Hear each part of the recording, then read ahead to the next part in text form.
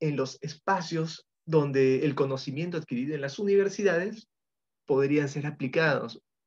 Entonces, si consideramos, en este caso, la faceta exclusiva de la aplicación práctica y utilitaria del pensamiento crítico, debido a la sociedad en la que vivimos, la sociedad capitalista, con esta lógica capitalista, como se comentó en la exposición anterior, inferimos que el pensamiento crítico, en el caso de nuestra exposición, representa cierto enfoque racional, intencional e introspectivo que de manera utilitaria permite resolver problemas o abordar preguntas de diversa índole. Estas preguntas, como denominamos planteamientos, inicialmente dependen de cada persona. Y, por ejemplo, podemos, como ya mencionamos, regresando nuevamente hacia atrás, plantearnos temas de filosofía o temas de finanzas. Asimismo, este enfoque que pretendemos dar sobre la aplicabilidad del pensamiento crítico nos permite distinguir un conjunto de características relacionadas con las habilidades y las competencias prácticas que potenciarían en las organizaciones, siendo esta la capacidad de análisis y de tomar decisiones. Por lo tanto, la formación en humanidades incentivaría el desarrollo del pensamiento crítico que en líneas generales ayudaría a mejorar la capacidad de discernir y analizar la información para tomar decisiones en las organizaciones. En este sentido, debemos remarcar que las humanidades cumplen un rol primordial para facilitar el proceso de pensar y reflexionar que consideramos como responsables de incentivar el pensar y pensar cada vez mejor, que es lo propio del pensamiento crítico. Además, otro resultado importante de este tipo de formación consistiría en garantizar la valoración. Las humanidades permiten considerar, buscar la verdad de opinión. Por lo tanto, quienes estén formados en humanidades van a tener una forma de ver el mundo en la cual se busque la verdad de opinión. Y con esto se podría ampliar y mejorar el pensamiento analítico que es necesario para la toma de decisiones en las empresas. Por lo tanto, ser formado en humanidades predispone a las personas la posibilidad de desarrollar capacidades aplicadas al pensamiento crítico, consistiendo en una mejor interpretación y evaluación racional de los planteamientos que se dan en las organizaciones. Por otra parte, el pensamiento crítico aplicado ha adquirido valor en la sociedad debido a la necesidad generada por las organizaciones, sobre todo las de tipo empresarial. Por su parte, estas empresas buscan incluir, las empresas en general, buscan incluir a personas con cierto perfil al mando, con capacidad de pensamiento crítico para ejercer adecuadamente el rol de liderazgo. Se considera así debido a que la capacidad de reflexión que entendemos como un componente del pensamiento crítico está muy vinculada a la característica distintiva que se espera de la figura que tengan los líderes de las empresas. Esta postura sobre la reflexión como un elemento necesario para liderar se basa en la idea acerca del rol de los líderes en las organizaciones, quienes generalmente asumen, no asumen, sino que son impuestos a tomar decisiones o distinguir oportunidades para orientar a las empresas al éxito, involucrando en esto a los miembros necesarios. De este modo, la sociedad y las organizaciones muestran un acercamiento a la idea de un pensamiento adecuado e informado por el conocimiento y promueve el logro de metas, que promueva el logro de metas a nivel de la organización. Por lo tanto, el pensamiento crítico aplicado, en caso de ser efectivo, se considera como clave para el éxito de la gestión de las organizaciones, posibilitando el ejercicio de liderazgo de manera adecuada. Es decir, basado en una forma crítica de asumir las diferentes cuestiones empresariales que permita relacionar las decisiones de los líderes con los objetivos de la organización. Los líderes, debido a que tienen esa capacidad de reflexionar y pensar, pueden vincular el pensamiento crítico con las organizaciones. Por eso, nuestra postura implica que la aplicación del pensamiento crítico en las cabezas de las organizaciones es de suma importancia. Esto lo consideramos así porque el rol de los líderes en las empresas demanda que estos se ocupen a veces, ocasionalmente, en casos excepcionales, o sea, planteamientos que no pueden ser solucionados por procedimientos estándares establecidos por la organización, siendo el resultado esperado de la labor de los líderes. Eso es lo que espera la sociedad, que tomen decisiones reflexivas acertadas que conlleven a las organizaciones al éxito. Entonces, podemos inferir que la sociedad de organizaciones espera que el pensamiento crítico sea un atributo adquirido por quienes se inclinan a convertirse en cuadros de mando, de manera tal que tengan un desarrollo efectivo de sus capacidades de liderazgo tan necesarias. De otra forma, Una falta de pensamiento crítico se traduciría en una incapacidad para conducir al liderazgo, un hecho inadmisible por las organizaciones actualmente, debido a que consideran el liderazgo como una capacidad vital para involucrar a los miembros con los objetivos propuestos por la organización. En ese sentido, para las empresas es deseable contar con miembros que tengan la capacidad de pensamiento crítico. Además, se estima de mayor relevancia para el caso de los gerentes y otros cuadros de mando, porque esto les permite tomar decisiones, como se espera de ellos, con mayor grado de objetividad y tolerancia, lo que deviene en decisiones coherentes, confiables, creativas, instrumentales para cumplir con los objetivos de la organización. Por lo tanto, el pensamiento crítico es un atributo importante para quienes asumen roles de mando. Así, la percepción general en la sociedad es de que existe una conexión entre liderazgo y pensamiento crítico, que se muestra como natural y presumiblemente necesaria por parte de las organizaciones empresariales. Por consiguiente, se postula que los líderes faltos de pensamiento crítico al tomar decisiones son un peligro para las organizaciones. Sin embargo, criticando esta postura, consideramos que el desarrollo del pensamiento crítico no debería ser un atributo exclusivo para apuntalar únicamente el rol de los líderes, que por lo general es asumido por los gerentes o en todo caso otros cuadros de mando. Nuestra postura comprende que el pensamiento crítico se aplica en diversas tareas o funciones desempeñadas en la organización. Y por este motivo también debería de ser un atributo deseado para los demás miembros de la empresa. Asimismo, como mencionamos, existen situaciones que escapan a las alternativas de solución planteadas.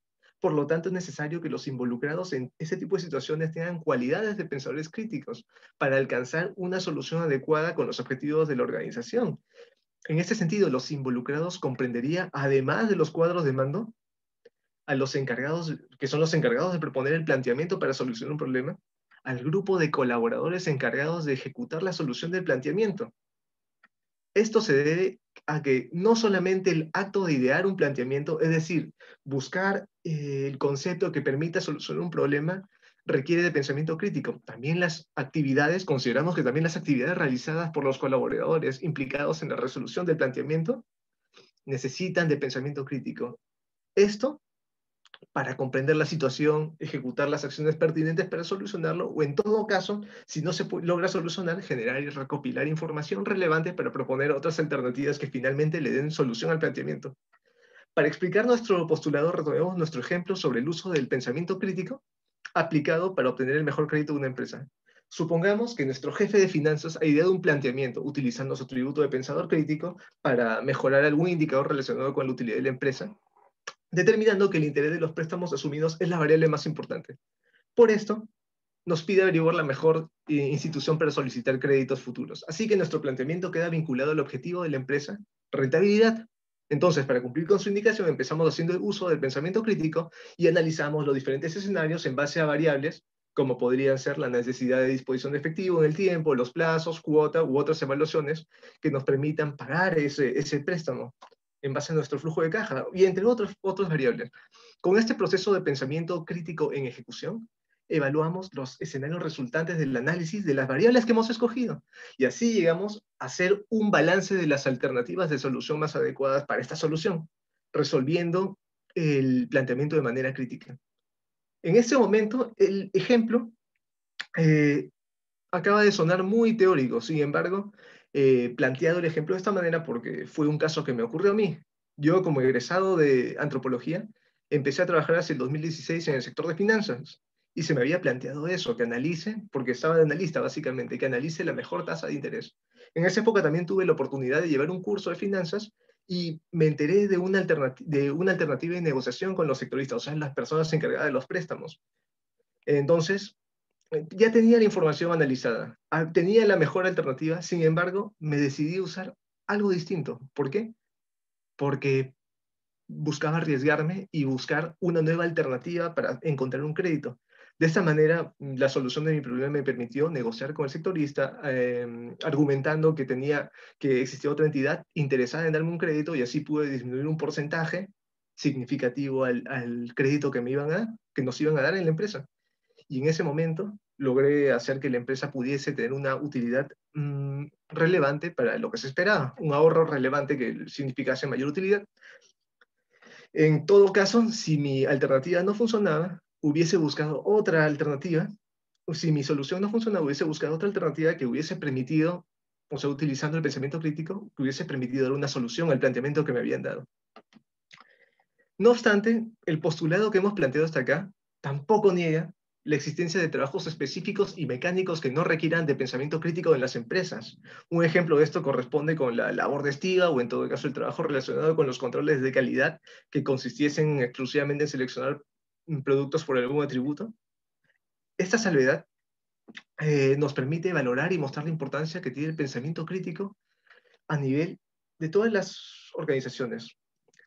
Y además, el potencial que tiene en la forma de resolver problemas basándonos en diferentes variables, puntos de vista y la forma de determinar de manera racional y realista un plan de acción que permita cumplir con los objetivos propuestos.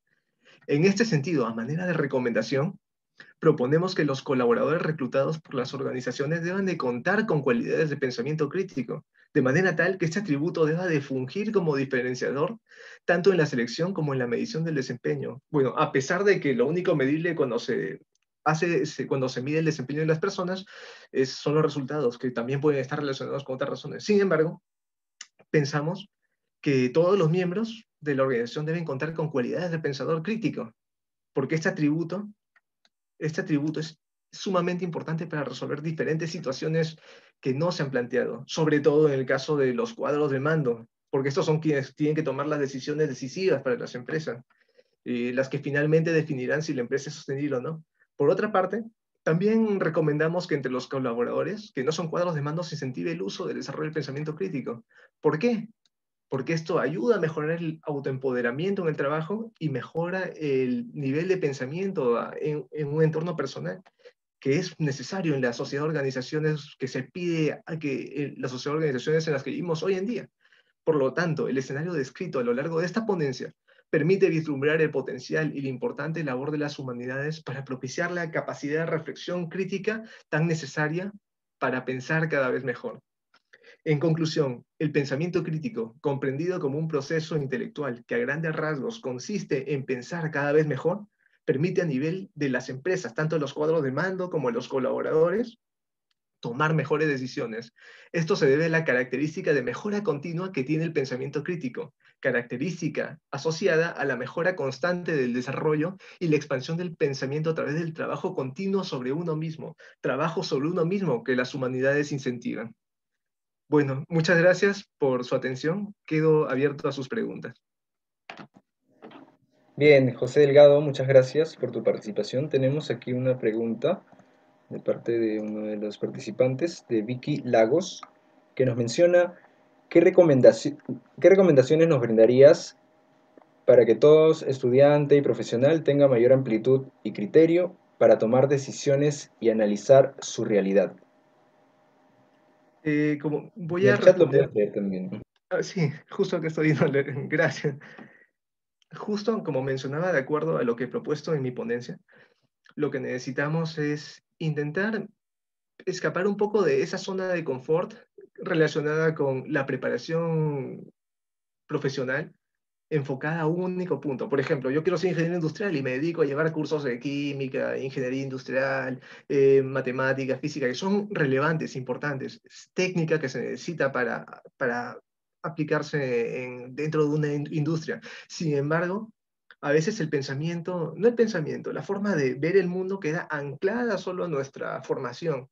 Recordemos que nosotros somos humanos y nuestra formación a veces eh, genera malestar en nosotros. Así como Freud concebía que existía cierto malestar en la cultura, yo pienso que hay cierto malestar en la formación. Si nos formamos en un solo punto, dejamos de lado un abanico amplio de oportunidades para pensar de manera distinta. Y en ese sentido, por ejemplo, no necesariamente tenemos que llevar cursos universitarios, sino leer sobre temas distintos en los que nos hemos formado, sobre todo temas humanistas, ya sea historia, filosofía o literatura misma, nos permite pensar de manera distinta. ¿Por qué? Porque todos estos temas relacionados con las humanidades, estas cosas que podemos encontrar interesantes, nos van a hacer ver de manera distinta el mundo. nos hacen ver en primer lugar a nosotros mismos desde un punto de vista distinto, como mencioné que hacía la filosofía existencialista. Por ejemplo, yo leo un libro. Yo sé que el libro se interpreta en base a mi propia experiencia de vida. Esa experiencia de vida tal vez intente extrapolarla a la sociedad fuera del libro.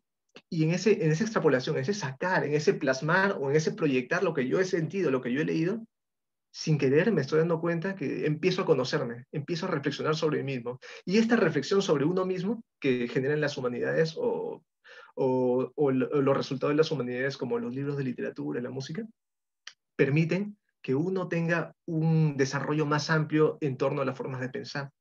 Yo pienso que simplemente realizar actividades distintas a nuestra formación ayuda muchísimo a desarrollar el pensamiento, a desarrollar en primer lugar la reflexión, que nos ayuda a mejorar nuestro pensamiento y finalmente mejorar el pensamiento crítico que nos va a servir para muchas más cosas en la sociedad, no solo las empresas. Genial, excelente. Felicitaciones por ello también, por la Muchas gracias. respuesta a Vicky. Y por último, una última pregunta que tenemos de Francesco, que nos dice, ¿la autorreflexión de Sócrates y la ética de Aristóteles son lo mismo? Y una persona que no estudia filosofía, ¿cómo podría mejorar su pensamiento crítico? Nos pregunta Francesco Rojas. Bueno, en primer lugar, no tengo mucho acercamiento a los clásicos. Mi formación dista bastante de la filosofía clásica y realmente gusto un poco más de la filosofía contemporánea. Por ejemplo, leer un poco de Foucault, y no conozco esos temas, así que no puedo responderlos en este momento. Por otra parte, una persona que no estudia filosofía podría mejorar su pensamiento crítico. En efecto, la filosofía solo es una única forma de comprender el mundo. Existen más maneras de comprender el mundo, como he mencionado. Por ejemplo, si analizo un libro que me puede llegar a gustar, entiendo el mundo de manera distinta porque empiezo a conocer a mí mismo. Cuando empiezo a conocer a mí mismo, o sea, cuando reflexiono sobre lo que sobre mis gustos, sobre lo que veo, lo que quiero plasmar, yo también puedo entender la realidad de manera distinta. No es necesario, yo considero que no es necesario entender la filosofía de manera, bueno, formarse en filosofía para poder desarrollar el pensamiento crítico. Es solo una postura que uno asuma frente al mundo, una postura de cuestionarlo y de intentar mejorar de cuestionar, brindar una posible respuesta, una hipótesis o una solución, y esa posible respuesta intentar mejorarla una y otra vez hasta que encontrar, encontrarle, ¿cómo se llama? Hacer que esa respuesta realmente pueda ser utilizada para el fin que estamos proponiendo, para el planteamiento que proponemos. Gracias.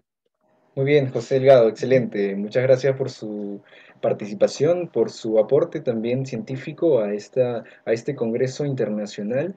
Y bueno, de verdad que es muy interesante el tema que usted ha tratado, ¿no? El tema filosófico, el tema humanístico, referente a las cuestiones, pues, ligadas con el pensamiento, ¿no? Un pensamiento crítico que es obviamente básico para nuestra realidad, ¿no? Por la que pasamos actualmente. Y bien, felicitaciones, José. Queremos continuar, bueno, vamos a continuar ahora con la siguiente exposición, con la siguiente presentación, a cargo de los ponentes, de la ponente Diana Consuelo Alarcón Hernández, Muchas gracias. con el Hasta luego. trabajo. De nada, gracias a usted. Diana Consuelo Alarcón, con el trabajo de investigación denominado Competencias Ciudadanas, un medio para la conciliación en el entorno escolar. Muy buenas tardes, Muy buenas tardes para Diana. todos. Puedes iniciar, gracias. ¿Sí se escucha bien? Sí, excelente. Mil gracias. Bueno, primero que todo, pues quiero agradecer al comité organizador por permitirme en el día de hoy compartir con ustedes mi experiencia luego de la realización de mi proyecto de investigación. La verdad, yo los escuchaba a todos y siento que la temática que voy a tratar con ustedes pues tiende a relacionarse un poco, obviamente desde un campo totalmente diferente, puesto que pues mi experiencia radica como docente. Y pues la experiencia que he adquirido a través de los años me ha permitido a mí afianzar algunas habilidades pues que me gustaría y competencias que me gustaría compartir con ustedes en esta noche. Entonces voy a compartir pantalla para que por favor me indiquen si la ven y pues del mismo modo poder iniciar la socialización.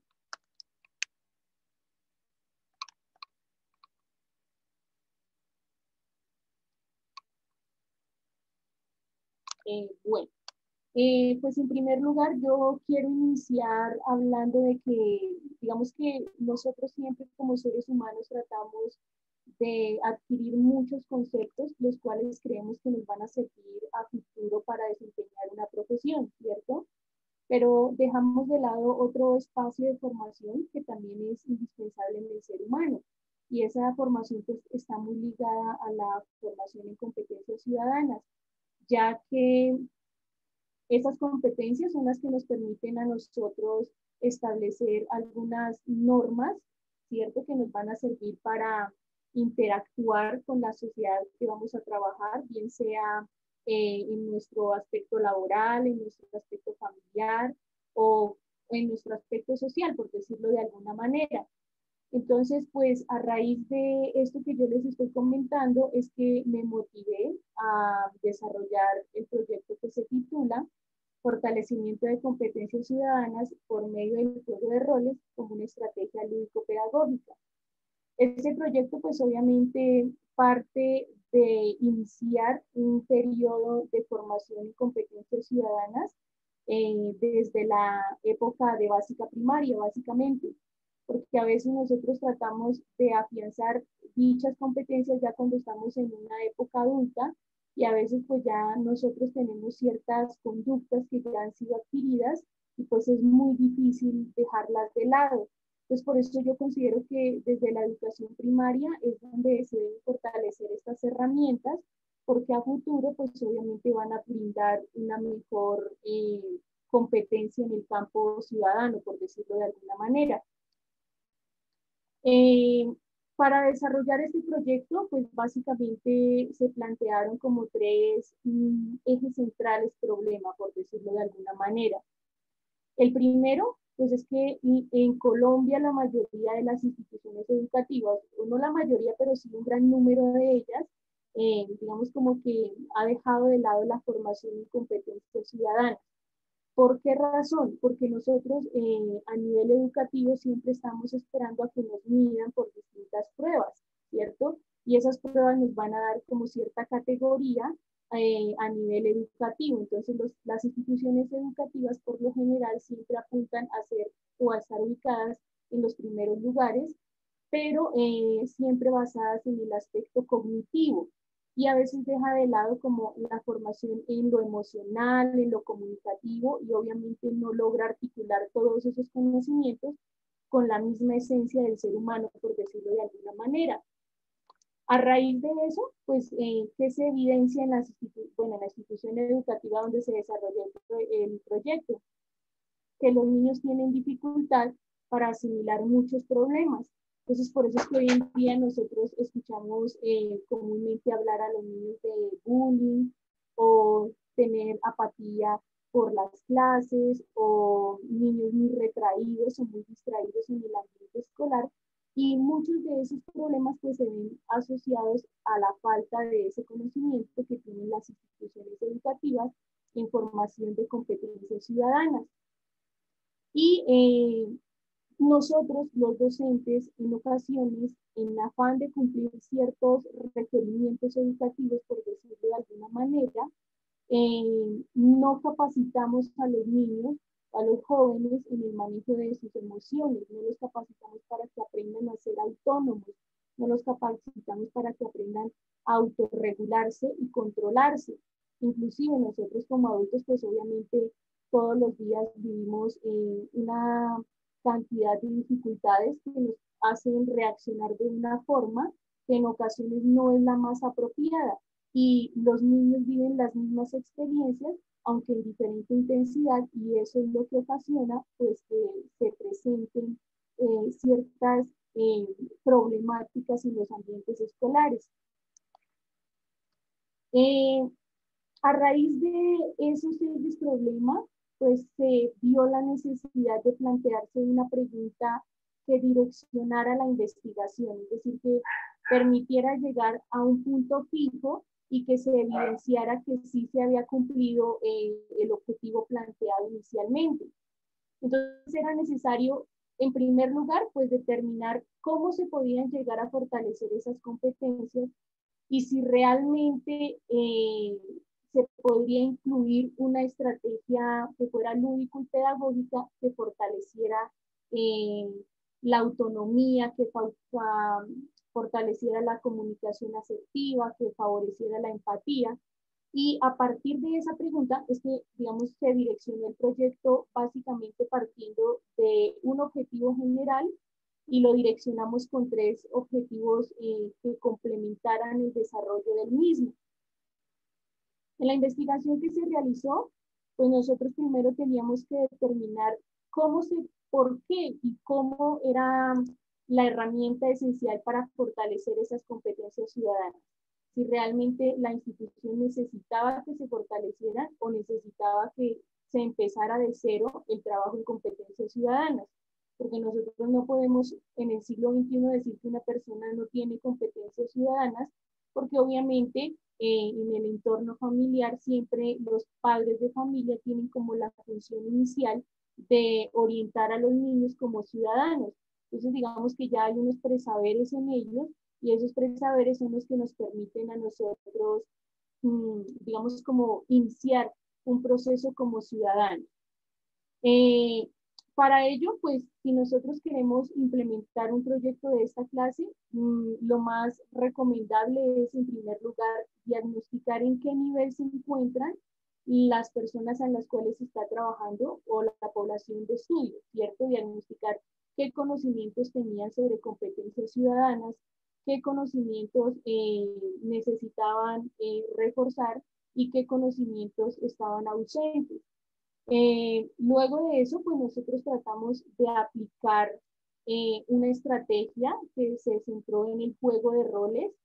A veces cuando nosotros escuchamos hablar de juego, siempre nos imaginamos que es correr, saltar, tener un balón, y no necesariamente el juego puede catalogarse de esa manera, sino que a veces nosotros en nuestro diario vivir podemos jugar, por decirlo de alguna manera, pero ese juego está estructurado de una forma cognitiva, y en este caso pues esa era la función. Y por último, pues tratamos de evaluar si esta propuesta que habíamos inicialmente trabajado había tenido algún éxito, y pues eso básicamente es lo que estamos haciendo el día de hoy aquí con ustedes. En las instituciones educativas se debe partir de que la formación ciudadana es necesaria y esencial. ¿Por qué es necesaria y por qué es esencial? Porque nosotros necesitamos que nuestros estudiantes tengan el pleno conocimiento de cuáles son sus derechos y cuáles son sus deberes. Cuando nosotros nos capacitamos en derechos y deberes de nosotros mismos, es más fácil nuestro trabajo a nivel laboral, a nivel social, a nivel familiar, ¿sí? Y en los niños, obviamente, ese conocimiento en derechos y deberes, digamos que les permitiría adquirir integridad, en primer lugar, y en segundo lugar, autonomía, porque entonces ya el docente no pasa a ser como el controlador del conocimiento, sino que ya el mismo estudiante asume la importancia de estar en un aula de clase, asume que es importante entregar a tiempo sus actividades, asume que es importante integrarse y asume que su proceso de formación no depende de la persona que está frente a él, sino que ya es autónomo. Por ejemplo, ahorita en tiempos de pandemia, pues digamos que todas las instituciones educativas empezaron a ver la importancia de que sus niños, ¿sí? Inclusive en las mismas universidades, fuesen autónomos en su proceso de aprendizaje. ¿Por qué razón? Porque ya el docente no estaba controlando lo que se está haciendo, como en este caso, por ejemplo, yo puedo estar hablando ante ustedes, pero yo no sé lo que pasa tras la pantalla, ¿sí? Es decir, cada uno de ustedes está en unas actividades y de la autonomía de cada uno de ustedes depende que se esté apropiando el concepto que se está trabajando. Entonces, lo mismo tiende a ser en las instituciones primarias, por decirlo de alguna manera. Cuando se capacita en derechos y deberes a los niños, pues obviamente los espacios en el aula ya son lúdicos y son pedagógicos, ¿cierto? Y obviamente eso permite que la creación de contenido en el aula potencie el desarrollo de habilidades y competencias. Y esas habilidades y esas competencias son las que de una u otra manera se van a emplear en la sociedad como tal. No solamente en el colegio, porque a veces mm, muchos de nosotros crecimos con el concepto de que lo que yo aprendí va a ser muy difícil que lo logre aplicar en mi vida cotidiana. Y a veces es común también escuchar, por ejemplo, a los estudiantes hablar de por qué o para qué me sirve lo que estoy aprendiendo hoy. Entonces, como que no hemos logrado estructurar en los estudiantes esa esencia de que lo que aprenden en el aula es aplicable en una sociedad. Y en este caso, pues los niños ellos todavía no están como muy empapados de ese tema y el proyecto buscaba eso, buscaba desarrollar en los estudiantes esa capacidad y esa habilidad para integrar todo lo que aprenden y de una u otra manera, pues contribuir a que en su proceso de aprendizaje se desarrollaran esas competencias ciudadanas que tanto nosotros necesitamos en este pleno siglo XXI. En Colombia, pues a nosotros, las instituciones educativas, nos direcciona el Ministerio de Educación Nacional. Entonces, ¿qué hizo el Ministerio de Educación hace algunos años? Pues el Ministerio de Educación primero lo que hizo fue definir las competencias ciudadanas como un compendio de habilidades y valores que deben ser articulados y enseñados en el aula para obtener o generar estudiantes integrales.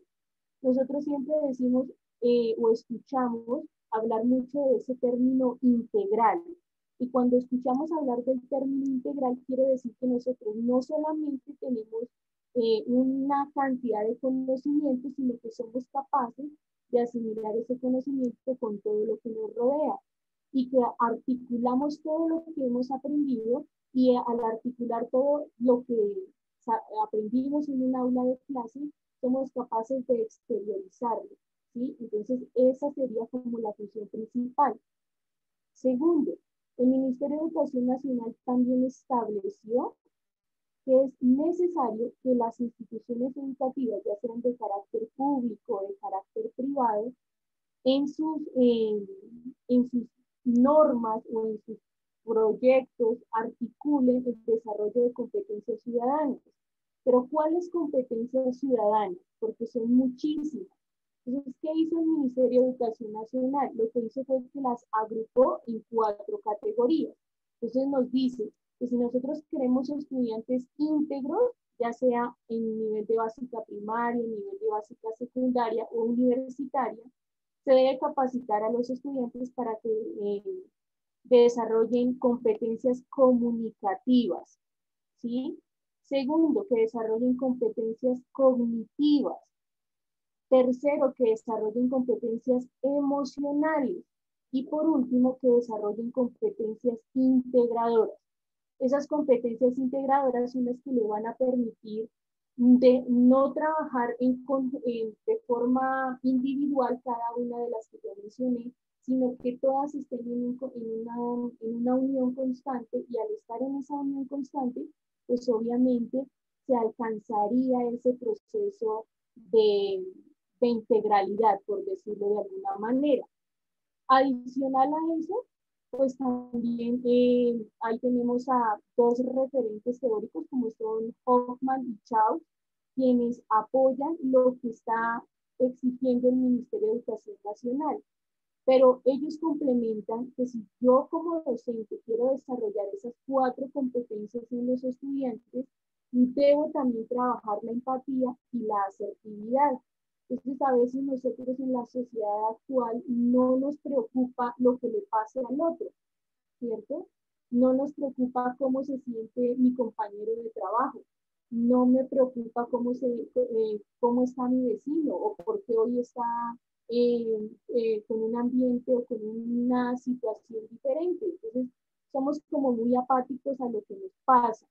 Y la empatía y la asertividad permiten que el estudiante se integre en la sociedad y participe en la construcción de una comunidad social, por decirlo de alguna manera.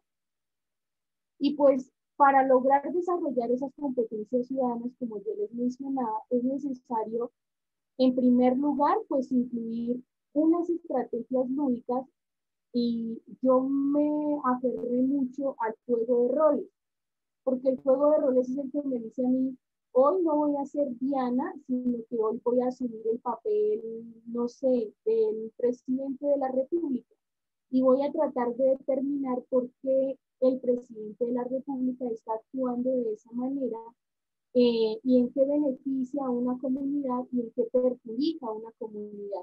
Pero entonces mi opinión no va a ser la mía, sino va a ser la de alguien más. Entonces ya estoy valorando el conocimiento, ya estoy valorando el aprendizaje y ya estoy valorando los conceptos que tiene otra persona frente a un determinado tema. Entonces, esa es como la función que tenía el juego de roles dentro del proyecto.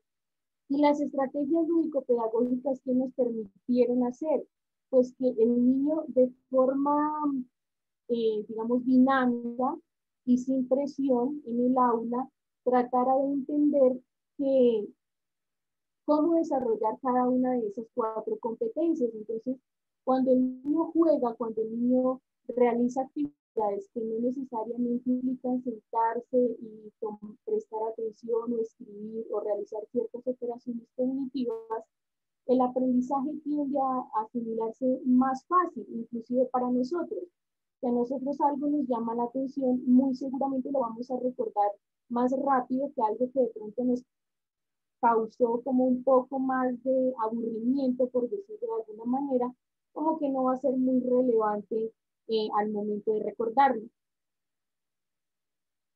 Nosotros tratamos de tomar como enfoque de investigación, una investigación eh,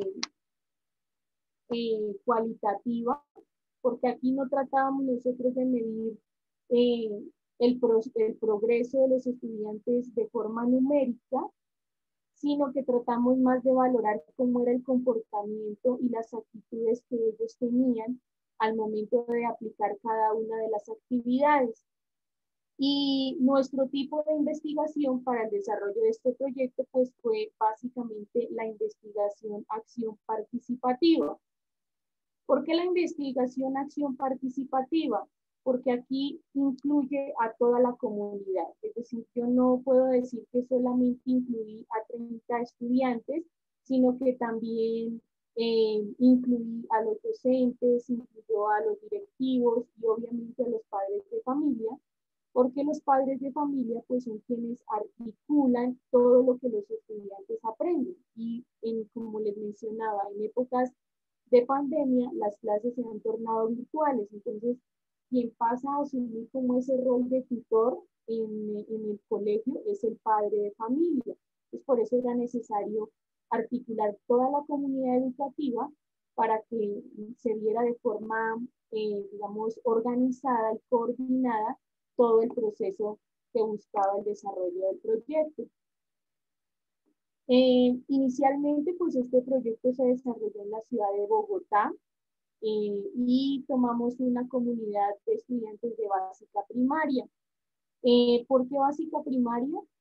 Porque en estas etapas iniciales del proceso escolar, pues los niños tienden a ser más sociables, a asimilar de forma más fácil los contenidos y obviamente desde aquí nosotros les estamos dando las herramientas sólidas y necesarias para que cuando estén en un ambiente diferente al de básica primaria, sus procesos escolares sean muy diferentes a los que probablemente tuvieron en años anteriores. Nuestro proyecto se desarrolló en 3 fases. Una fase diagnóstico en la cual pues entrevistamos a los docentes de la institución y se entrevistaron también a los estudiantes. A veces nosotros solamente como docentes tratamos de articular lo que a nuestro criterio creemos que es lo que el estudiante necesita. Entonces, un ejemplo, digamos, yo hoy sé que debo tratar el tema de la oración porque es lo que yo considero que ellos necesitan en este momento. Pero a veces los estudiantes no necesitan eso, necesitan una cosa muy diferente a lo que yo creo que se debe enseñar en el aula, y ahí de parte todo con todo el proceso de investigación, escuchar qué es lo que necesitan los docentes, escuchar también qué es lo que necesitan los estudiantes para de esa manera contribuir a la solución de una problemática. Cuando ya nosotros hemos realizado ese proceso de escucha, por decirlo de alguna manera, a través de secuencias didácticas nosotros realizamos un trabajo de campo. Desarrollamos 3 secuencias didácticas en lo largo del año. Cada una de esas 3 secuencias básicamente buscaban desarrollar esas 4 habilidades o competencias que yo les mencionaba anteriormente: la comunicativa, la cognitiva, la emocional y la integradora. Y cómo reflejamos nuestra investigación en una fase de reflexión que básicamente se dio a través de unos diarios de campo donde se evidenció, se registró cada uno de los procesos que tenían los estudiantes y como tal la comunidad educativa con relación al proyecto que se estaba desarrollando. Aquí les proyecto a ustedes básicamente como una estructura de cómo está organizada una secuencia didáctica. Entonces, tratamos de que cada secuencia didáctica partiese de un objetivo central, que en este caso pues era fortalecer las competencias ciudadanas. Luego mencionábamos dentro de cada secuencia didáctica cuáles eran las que íbamos a desarrollar y de qué forma se alcanzaría el desarrollo de las mismas. Y por último planteábamos una serie de actividades. Y esas actividades deberían partir de una actividad inicial, una actividad de desarrollo y una actividad de cierre. Y todas obviamente articuladas para que se alcanzaran esos objetivos planteados inicialmente. Y la evaluación, pues básicamente era más de registro de observación y de nuevamente indagar en los docentes si luego de aplicar la secuencia los estudiantes habían tenido algún cambio o si por el contrario habían continuado con la misma situación, problema que había mencionado anteriormente. Luego de aplicar pues cada una de estas secuencias, se logró concluir que es importante que las instituciones educativas detecten a tiempo esos problemas educativos, por decirlo de alguna manera. A veces, inclusive los que son padres de familia y de pronto me están escuchando, es común escuchar hablar a los niños que no quieren ir al colegio, ¿sí? Que hoy no quieren o que no les gusta tal situación. Nosotros como padres de familia, ustedes también, nosotros como docentes, sabemos que después de que escuchamos a un niño hablar de esa forma, tenemos que estar alertas porque significa que algo está ocurriendo. Y al darnos cuenta de eso, pues nosotros ya podremos iniciar a reforzar esas dificultades, ¿sí? Entonces, la invitación que se hace hoy, que se ha venido tratando de dialogar en varias oportunidades, es que es indispensable que todas las instituciones educativas de carácter público, de carácter privado, traten de incluir y de reforzar esas competencias ciudadanas. ¿Para qué? Para que se logre afianzar unos conocimientos de forma integral, para que las sociedades de hoy en día no sean vacías, ¿sí? Vacías no en conocimiento, sino vacías en la esencia del ser humano, porque yo puedo adquirir muchos conocimientos, pero si no soy una persona que está dispuesta a servir a la comunidad, pues de nada me va a servir. A mí de nada me va a servir tener una pared llena de diplomas si no tengo la capacidad todos los días, por ejemplo, de brindar la ayuda a alguien que yo puedo ayudar. ¿Sí ven? Y por último, pues lo más importante es incluir a la familia en ese proceso de formación. Porque la familia, los niños siempre tienden a reproducir conductas del hogar. Si no hay conductas saludables en el hogar, esas conductas tienden a repetirse en las instituciones educativas. Vemos niños agresivos, vemos niños con un vocabulario inapropiado, vemos niños con, digamos, tendencias a juzgar, a criticar, y eso pues en primera instancia es aprendido desde la familia. Entonces las instituciones educativas son las que orientan el conocimiento, pero la formación de la persona como tal radica en la familia. Nuevamente les agradezco muchísimo por haberme escuchado y pues espero que lo que logré compartirles el día de hoy haya sido valioso para ustedes, así como pues para mí también ha sido valioso escucharlos a cada uno. Mil gracias. Muchas gracias, Diana Alarcón, por tu presentación. Al parecer no hay preguntas en esta participación de Diana y pues realmente ha sido interesante lo que ha propuesto ella, ¿no? Respecto a las competencias ciudadanas, un medio para la conciliación en el entorno escolar. Felicitaciones y bueno, vamos a ir cerrando ya la actividad de esta tarde de parte del Congreso Internacional,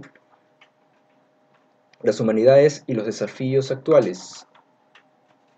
Por última actividad tenemos a cargo de la ponente Renata del Carmen Monsini Marrufo y William Alberto Pirela Espina, con el trabajo de investigación La institucionalidad para el desarrollo sustentable. Bienvenidos, ¿cómo está? Buenas tardes, ¿qué Buenas tal? ¿Cómo tardes. estás? ¿Qué Mucho tal? ¿Cómo gusto. estás? Pueden iniciar, mucho gusto.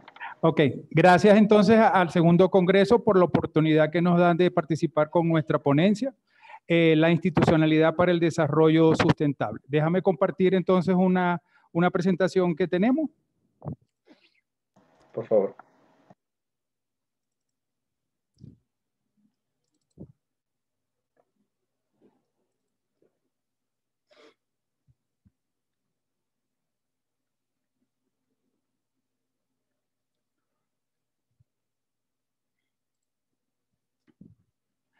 En esta oportunidad nos toca entonces hablar un poco acerca de la institucionalidad para el desarrollo sustentable.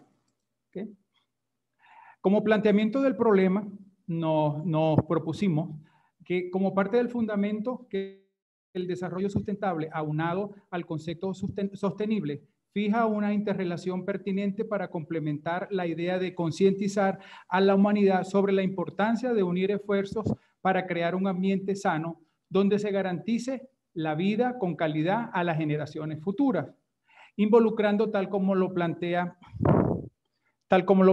Burós, las complejidades filosóficas, ecosistémicas, políticas, sociales, económicas, siendo estos los retos del desarrollo sostenible, lo cual plantea propuestas de orden socioeconómico vislumbradas como elementos a aplicar en el corto plazo en pro de lograr a nivel nacional e internacional el desarrollo sustentable y sostenible. Por esto, se ha de trabajar en la sustitución de los materiales provenientes de los recursos no renovables, empleando con cautela los recursos no renovables y tomando en cuenta las actuaciones del gobierno nacional para garantizar a través de los principios doctrinarios, deberes, derechos de cada ciudadano en correspondencia con el buen uso de los recursos naturales, aún más con los no renovables, a fin de ser garantes del uso racional.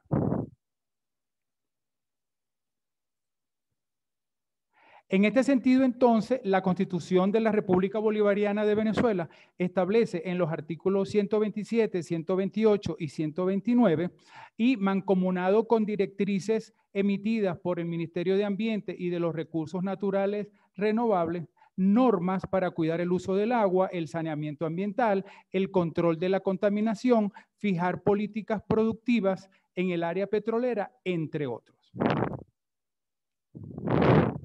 El objetivo general entonces fue describir la institucionalidad para el desarrollo sustentable. En este sentido, la metodología que utilizamos fue de tipo descriptivo, atendiendo, por supuesto, el objetivo general. El diseño de investigación fue documental, no experimental y transeccional. Como resultado de este trabajo, tenemos entonces que a nivel nacional, en el marco del desarrollo sustentable,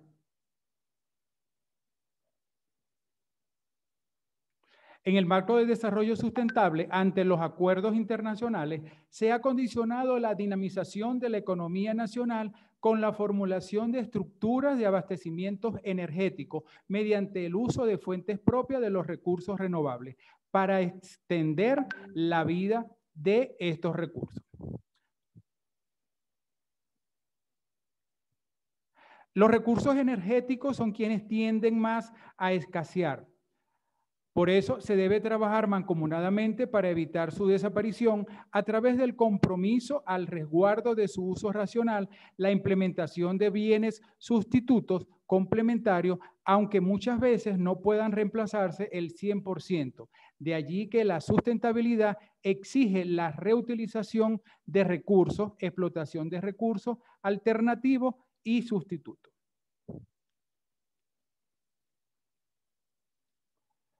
Lo anterior entonces nos ha llevado a incorporar un plan de educación ambiental en las escuelas, liceos, universidades, instituciones gubernamentales, empresas, industrias, entre otros, por medio de proyectos garantes del cumplimiento cabal de las leyes diseñadas para tal fin.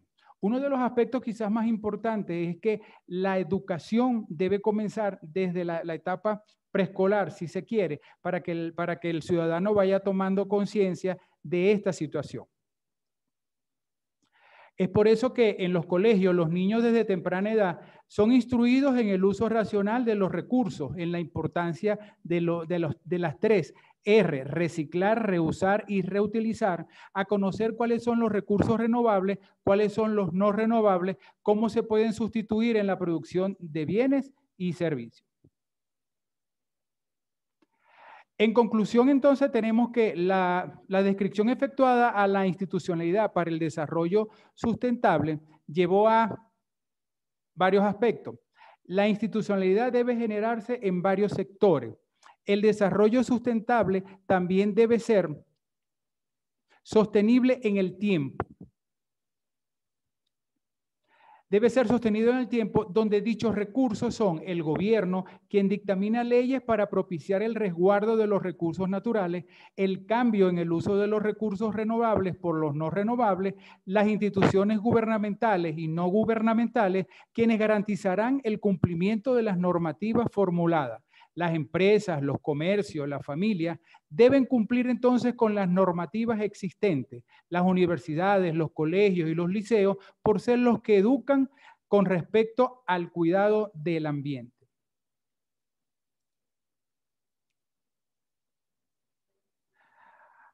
Asimismo, se expone que educar o informar a la colectividad el uso de la tecnología, por cuanto a través de las redes sociales coadyuvan a difundir eficaz y eficientemente los mensajes en el planeta.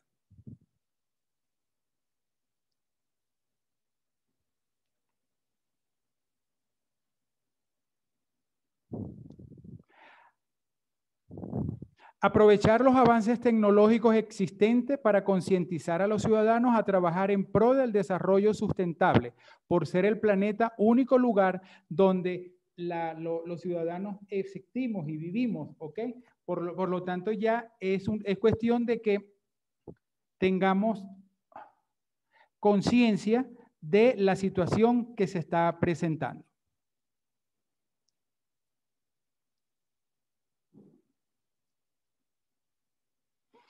Aprovechar entonces los avances tecnológicos existentes para concientizar a la colectividad en trabajar en pro del desarrollo sustentable, por ser el planeta el único sitio donde todos en el presente y en el futuro debemos de disfrutar de las bondades de la naturaleza, que ya ha sido erosionada en el pasado con las conductas irracionales de las personas para provecho propio, lo que incentivó desde hace más de 20 años el surgimiento de este tema basado en el desarrollo sustentable y sobre todo el establecimiento y la formulación de políticas y normas que van a estar fundamentadas y van a estar plasmadas en la Constitución de la República Bolivariana de Venezuela. Por último, entonces, queremos decir que la educación es lo que garantizará la aplicación cabal del desarrollo sustentable, que llevará a hacer un llamado de atención a todas las personas en el mundo, principios, valores ambientalistas.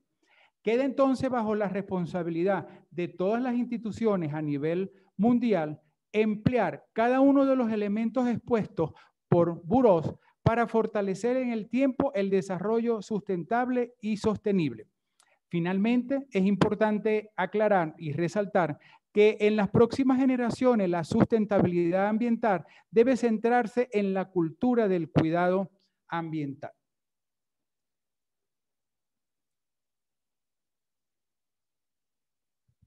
Mostramos entonces cuál fue la bibliografía que fundamentó nuestra investigación.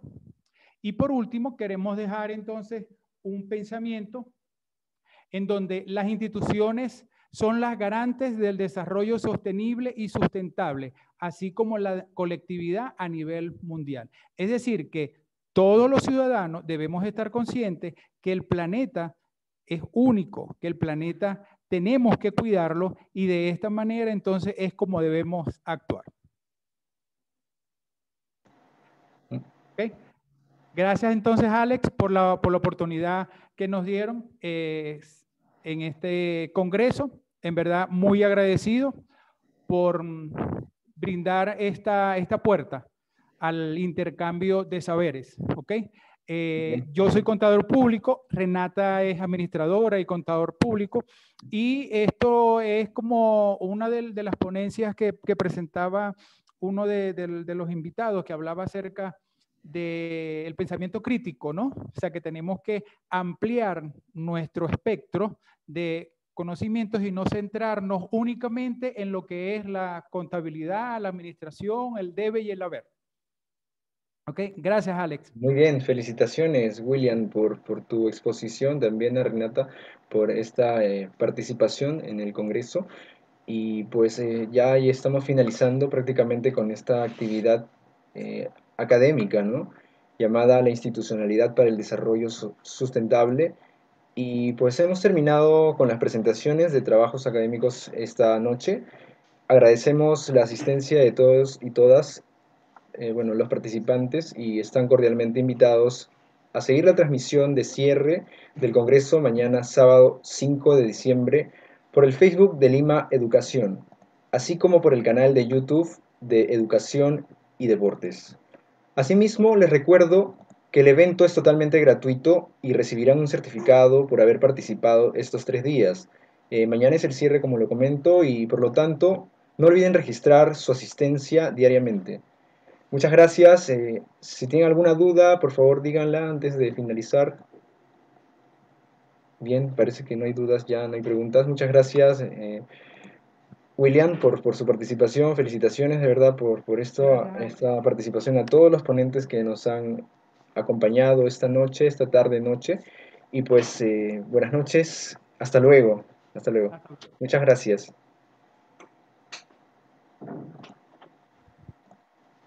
Gracias a todos y a todas por su participación.